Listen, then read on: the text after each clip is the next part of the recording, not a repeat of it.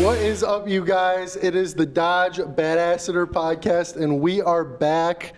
We are in Vermont doing some pretty special stuff, and we have a special guest, Ashton. If you want to go ahead and introduce yourself. Yeah, Ashton Munoz, Dodge Charger brand and product manager. Been with the team for like 10 years, working on everything from Viper, 300, Whoa. Charger Challenger. That's amazing. And now the new Charger. So this can't be your first generation release. This is not this is not your first rodeo. Yeah. Not your first rodeo. Yeah. I mean, my last project before I jumped on the new Charger was the Demon 170. Ooh.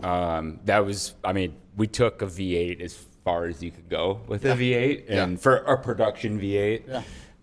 We got to play with the Demons out in Arizona at Radford Racing School. Yeah. That was unreal, Yeah. right? That was one of those things that I never thought I was going to get a chance to do, right? And I mean, those cars are unreal. You were part of the team that designed it. Yeah, I mean, we did everything for that car. We started adding a bunch of power and started breaking a bunch of stuff. And, you know, and it just goes down the driveline. So we added a bunch of power, ran the thing off alcohol, you know, Wow. beefed up the driveline, beefed up the rear diff, beefed up the rear axle, rear wheels, all that. But yeah, I mean, that thing was a 1,000 horsepower drag car for the street. Anybody could go buy one. It seemed like the goal was like, how ridiculous can we get on a production Yeah. car? Because that's honestly what it feels like when you look at that machine and we went through all the different settings that you could, like everything you can dial in.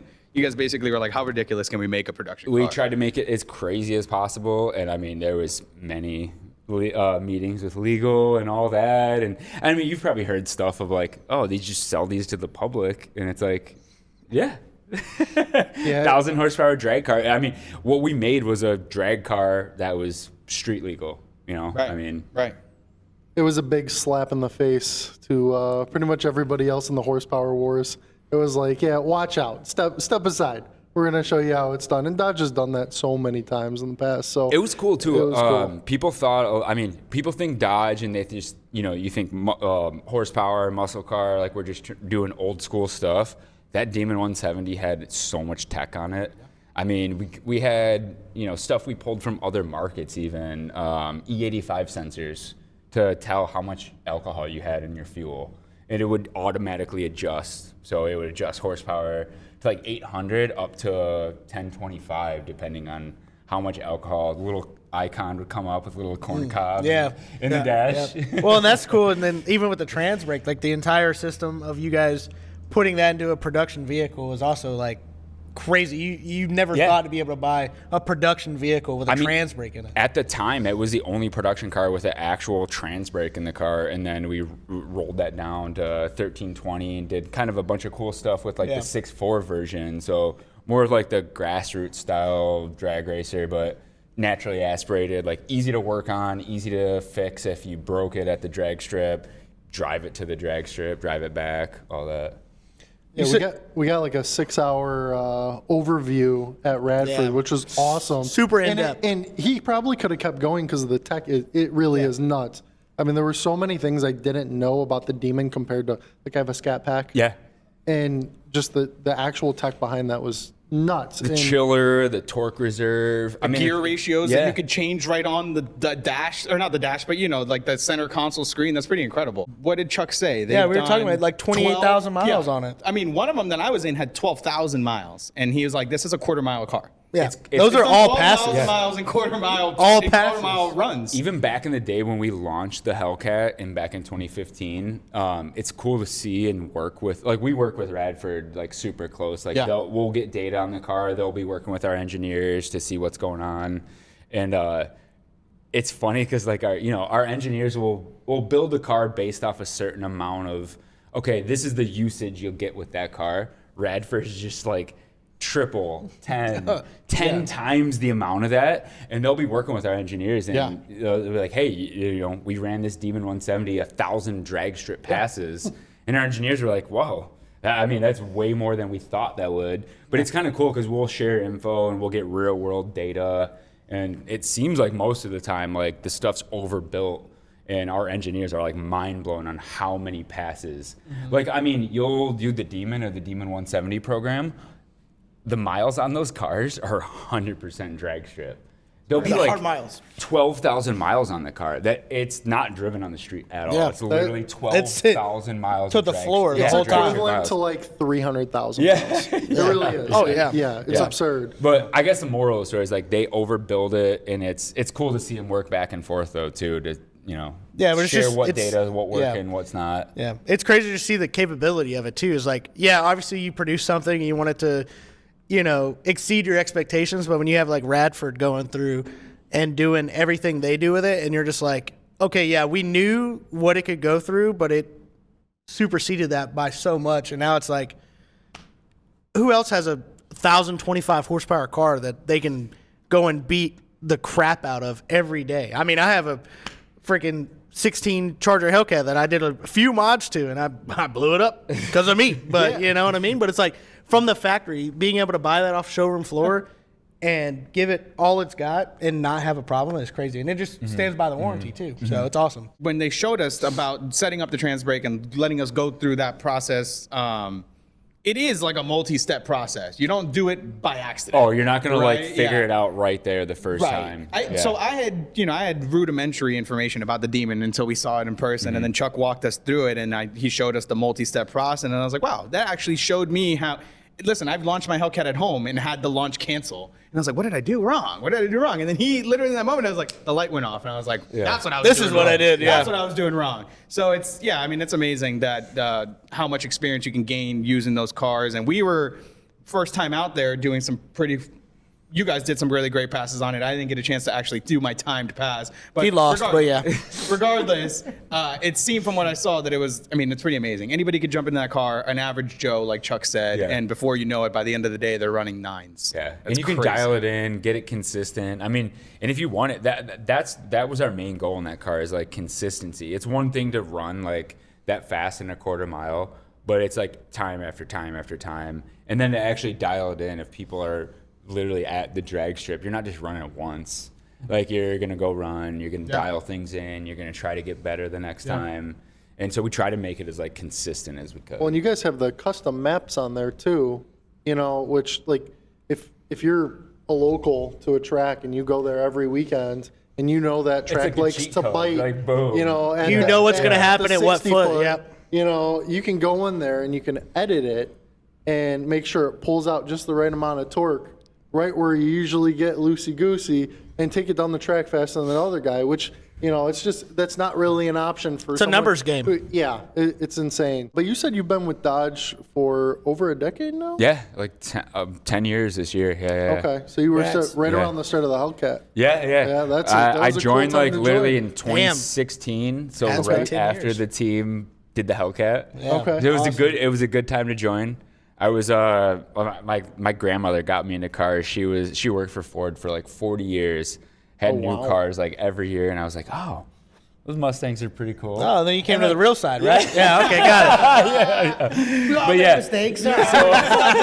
You live and learn, live and learn. You have a seat at the table now. You're good, Ashton. What's But the I feel problem? I can at least talk about them. Like I've owned them before. I've owned a bunch of the other side. Yeah, before. yeah, of course. So it like gives me some ammo to talk about. Yeah. But yeah, and then like 10 years ago, I joined Dodge.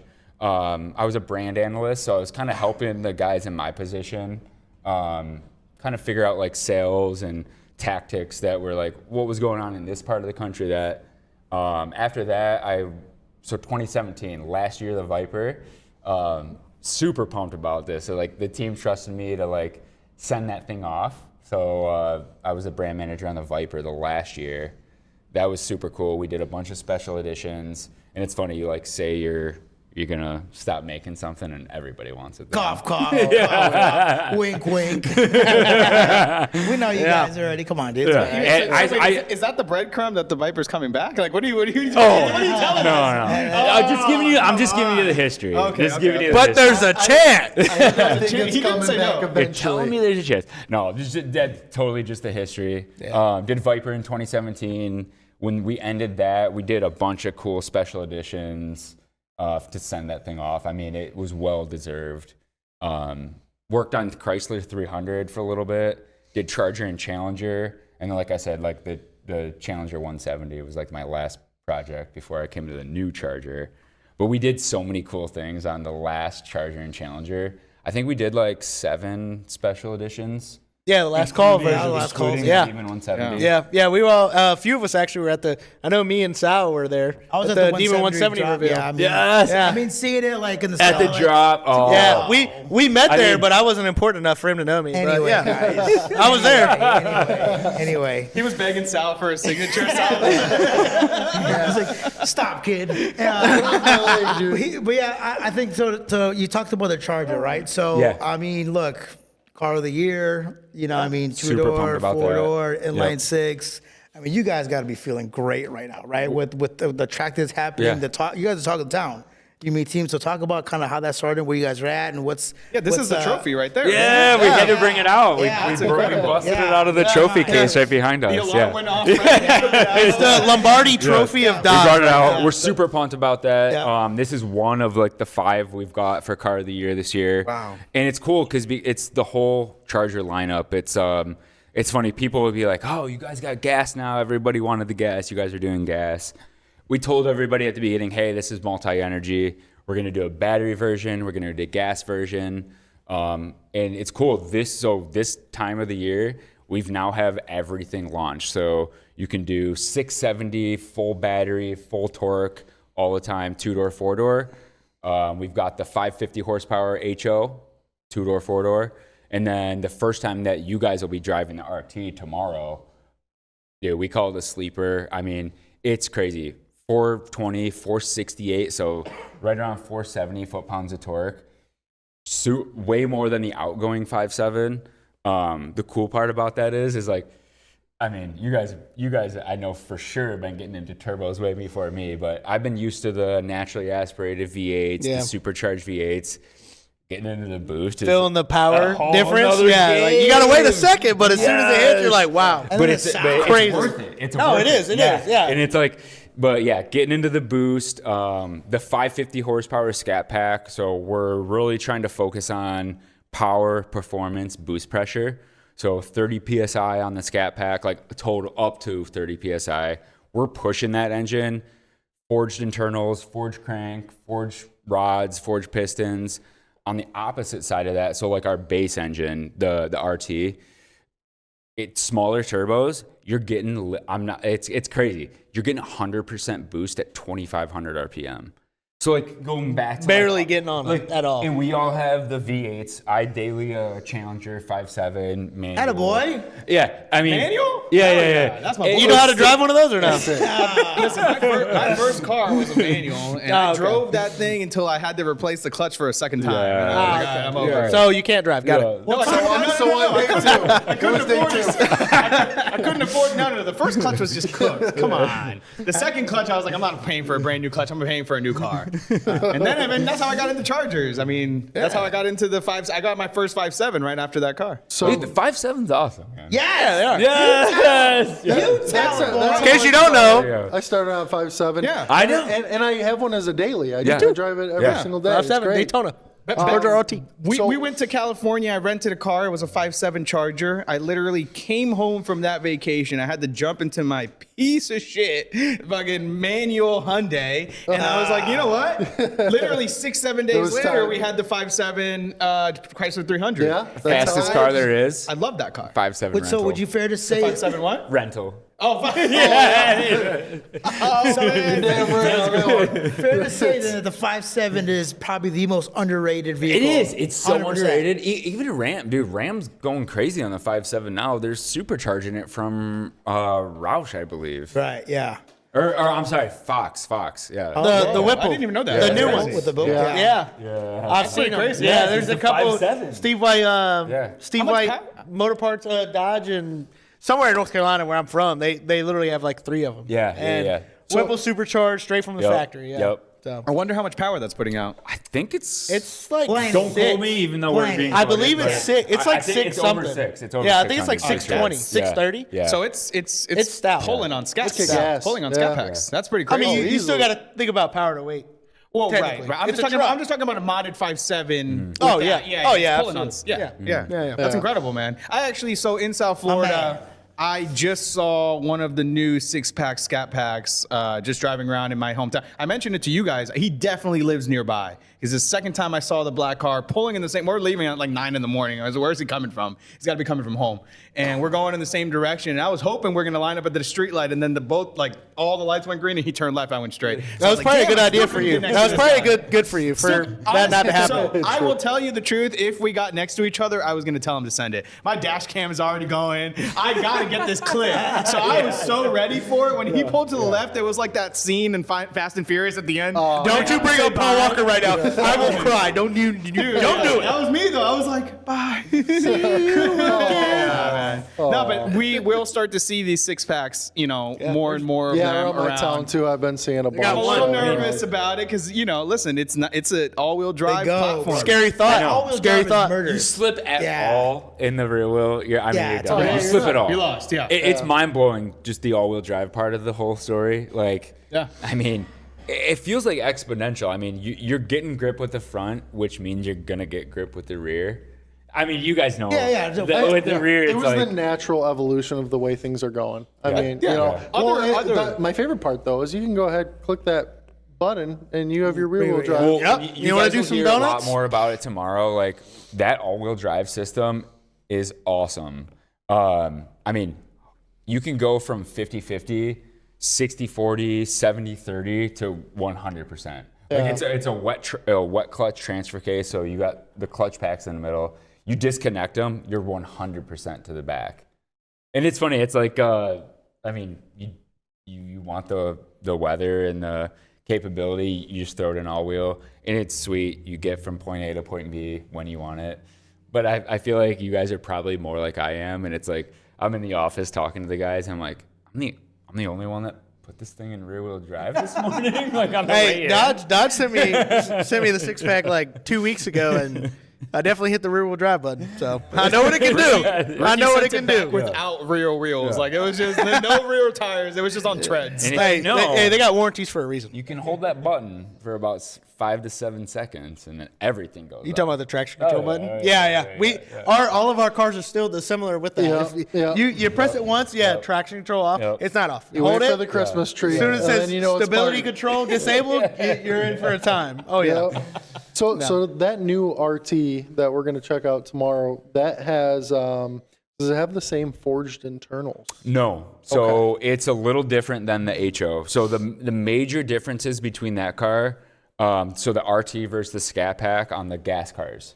You got forged internals on the Scat Pack. Okay. So forged crank, forged rods, forged pistons, dual fuel pumps. So instead of just one, you got two going. really? So it's like And a Hellcat versus I mean, Scat you Pack. guys know they're Red eye. ran, It's a red eye. they're essentially. ran right off a shaft off the block. So the standard output, the RT's got one, the HO's got two. Wait, the fuel pump? Yeah, fuel Is pump. ran off.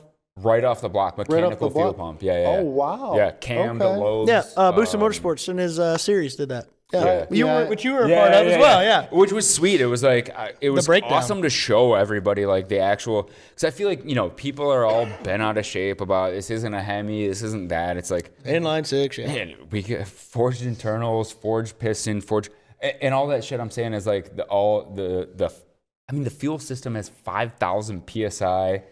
It goes up to like you guys are. I say this and you guys know more than anybody. It's like.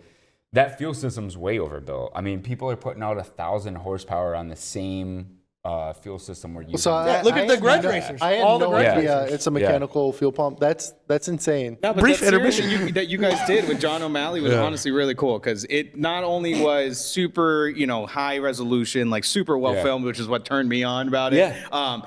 So the guys like Jack who know just more about the engines, they want to see the detail. They want to see the nitty gritty without having to break it open themselves. Yeah. Here's the chance to see it. It's pretty incredible. Yeah, you guys definitely overbuilt that platform. Ready as a base to be a monster for whoever's ready to, we take full advantage of it. full nerded out on that, especially that 6-pack series. So I was working with all the engineers. We were getting, engines blown up after they ran them on the dyno.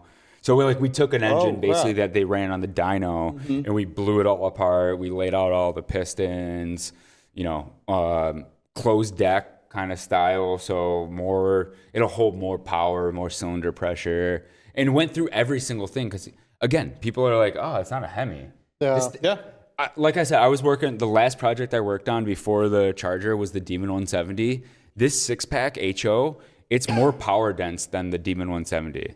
So power per horsepower, you get more power per horsepower on this new 6-pack than we did on the 1,025 horsepower Demon 170. Price point's crazy too. Yeah.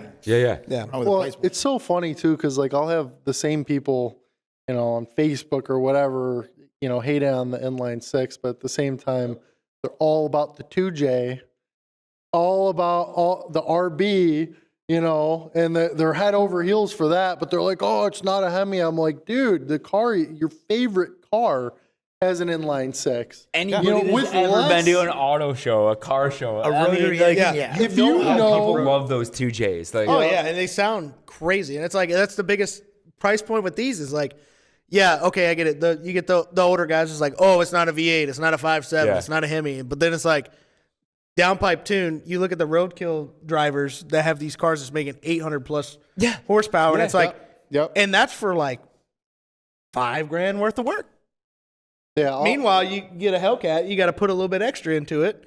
Can you imagine what happened if you boost your Hemi to 30 psi? Well, unfortunately, I kind of know.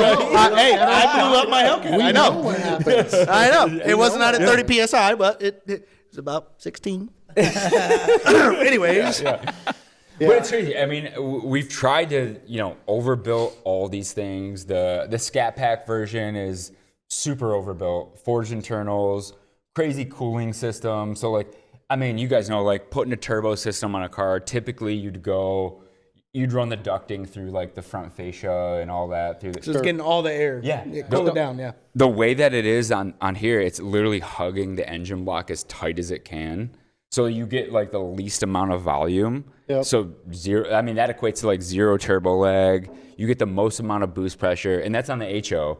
The RT, I was saying, is a sleeper. I mean, that thing's 470 foot-pounds of torque, and you get it at 2,500 RPM. Yeah, that's insane. At the 5.7, 6.4 Hellcat, you get that at like 5,500 RPM. Well, and with the high output too, it just like coming from, I have an NA car that I daily, and the gears, like you would just fly through the gears because once the boost hits, you're gone. That is crazy to get used to now, though. Click the pedals. It's how quick you're going through the gears. It's when nuts. the boost hits, I mean, you're at the next gear. Which it took us a little bit to get. Because our cars they'll auto shift if you're in the right mode. That too, yeah. 6-packs, they don't auto shift, and we were going through the Tail Dragon. Me and him, we were scary. following each other, and I was like, Smacking the you would go, and it'd be like, "Wah," you'd Which be would like, have been great if we got a warning. 'Cause right when we got out of that event, I immediately hammered it, and of course I put it immediately in manual mode,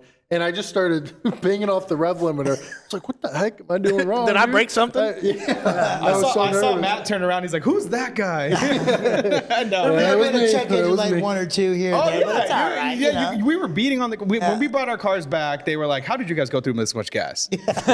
we took them fully right to the gas station to fill them up. we had to fully test. I had to go did. fill No, up I'm my not own. joking. We all did. We were all together the entire time. I don't remember who it was. I want to say it was Dave. He comes over. He's like, "How did you guys drive so much?" I was like, "We were just kind of going hard." He's like, "I'm going to fill it up for you so you can continue the rest of the Dodge day." gave us the key, We went said, out "Go lunch do and it." kept going. If it makes you feel better, I had a Daytona that day, and I was on the least amount of percentage going down that mountain. You were just Oh yeah. That's It was risky sick though. business. I drove that for a while too, and it's impressive. It All-wheel is drive, freaking- 670, all 4 wheels spinning. Yeah. It was fun. We have a video of it on Instagram right now of us back in our seats. It's ridiculous how we had 5 torquey it people is. in that car, probably well over 1,000 pounds worth of body weight, and we were all in the back seat. Like I can't sit up. Smashed. I can't sit up.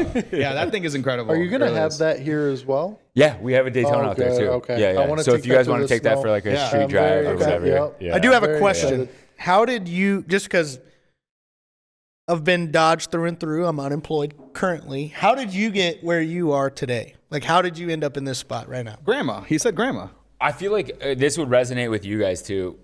If you just, it's just passion. You care about something, you like something a lot. Like, you just go full in. That's good because that's why we're all here today. Seriously. I get it. Okay. Like I love cars. true. I kind of started doing stuff in the advertising agency, and I was like, oh, this is cool, like doing stuff about cars and advertising about it. But I was like, I want to be the one that's like making the calling the plan.